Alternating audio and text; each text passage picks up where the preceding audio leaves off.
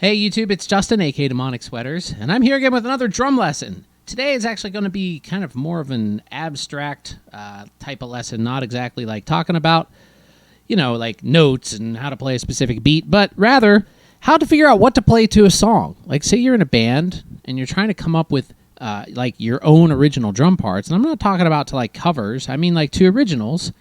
Well, I guess it could be for covers too, but for the most part, I guess this would be originals, but say you wanted to totally change the drum part to a cover song, this lesson is for you as well. But mostly talking about original music. Like, for example, if you're in a band and you guys come up with a song and you're like, what do I play to this? How do you even know what to play to a song? Do you just arbitrarily choose, like sections or parts, based on nothing at all? No, you don't. You listen. And what I mean by listening... not just listening like to the set, like the speed and the volume of the song, which is important. You have to know the tempo. You have to know if you're playing, like 120 BPM or something. But you also have to be listening to what is happening in the song. And what I'm going to be doing here, I thought I'd just, basically just use a song that I never really heard before that's built into my ATV drum module here, and I'll just come up with some drum parts to the song. Just on the spot, and I'll explain to you why I made the choices that I made. All right, so let me just listen to it for a second.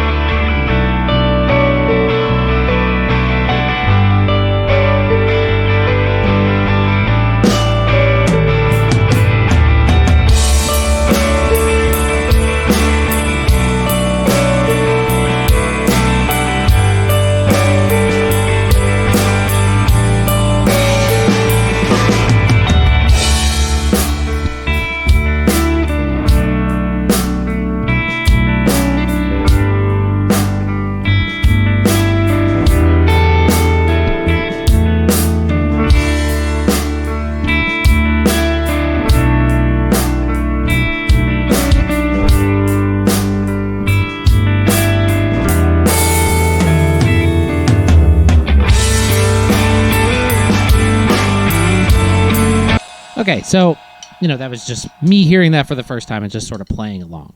So, it wasn't perfect, but that was just my first, initial response to what I was hearing. And let me explain to you why I made some of the choices that I made to, play in those two parts. So first off, let me play back the song again. Let's listen to the first part here.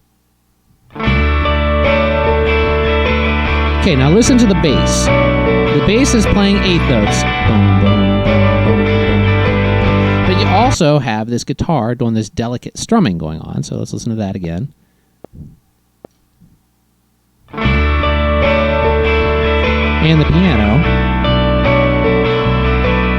also doing sort of something delicate to complement the guitar. Okay, so we have those two. I'm going to divide them into two main sections, even though there's more instruments than that. But I kind of feel like the guitar and the piano are working together, and the bass is kind of doing something with what should be the drums. So what I hear there is the bass is doing that eighth note. So right away, that's why I came up with doing eighth notes on my ride on my ride hand over here. So like.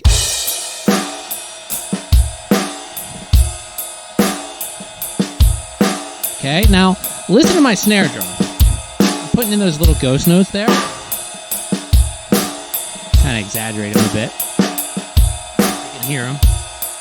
So that's complementing the guitar and the piano. That snare ghost note. And then the bass drum is kind of keeping that feel, what I'm perceiving as the overall feel of the music that is happening. So let's listen one more time, and I'll play along.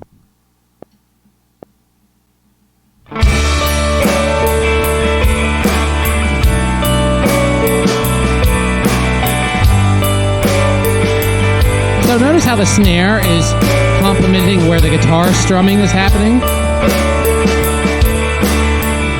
And then the ride pit cymbal is keeping the eighth notes like the bass.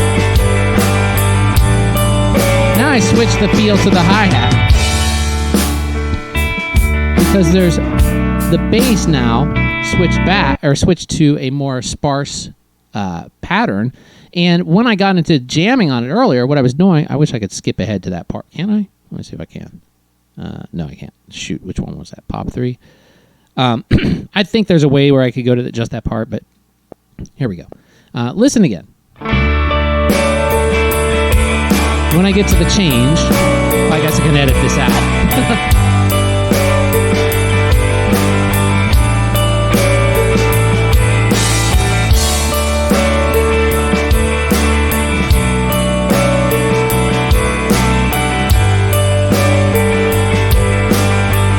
Now listen what I can do with my hi-hat here.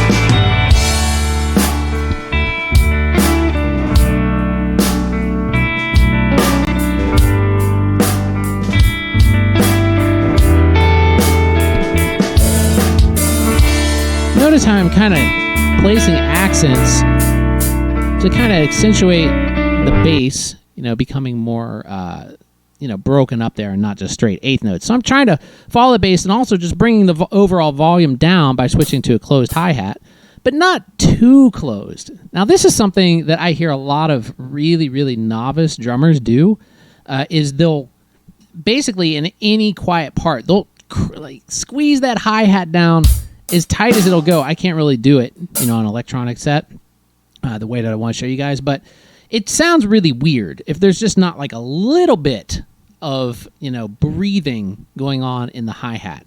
To have this totally, totally tight, tip of the stick sound just never really sounds right. So I know it's a bit of a tangent there, but it's one of those things that I hear, especially, new drummers or drummers with less experience tend to do that. Because they think it should be, tightened up and quiet, but, go easy on how tight you do the hi-hat. Okay, that's enough about that. Anyway, let's listen to some more, and I'm going to play along. I don't know if there's any other parts to this song, but I'm just going to, let me turn on the metronome too. And oh wait, never mind, I'm not going to do that because I have a metronome set to like 3/4 right now. So here we go. Anyway, I'm just going to play along to the song, and then we'll see how it goes.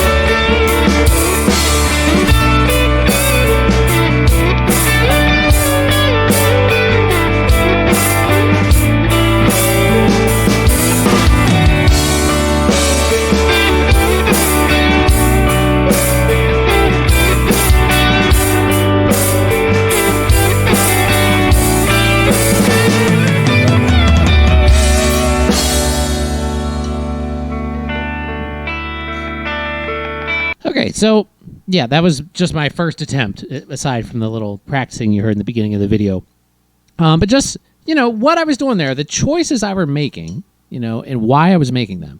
Now, I kind of explained the first two parts, and then the third part was kind of like a variation of the first part, but with like a more active guitar going on. But yeah, like a more, active and kind of complementing the eighth notes of the bass a little bit more, and just kind of rocked a little bit harder. So then I was throwing in, I was making those ghost notes louder.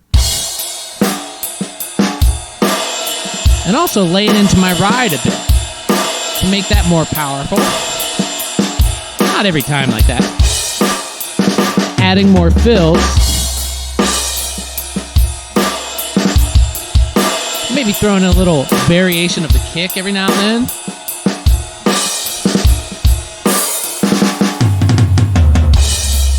And then after that, I went to like kind of a variation. Well, I think it went back to the A part first. And then it went to another variation where I kind of went to a closed hi-hat, but not quite as soft as the other time. So I was kind of, raised in volume to go along with the part as well. So that was more like...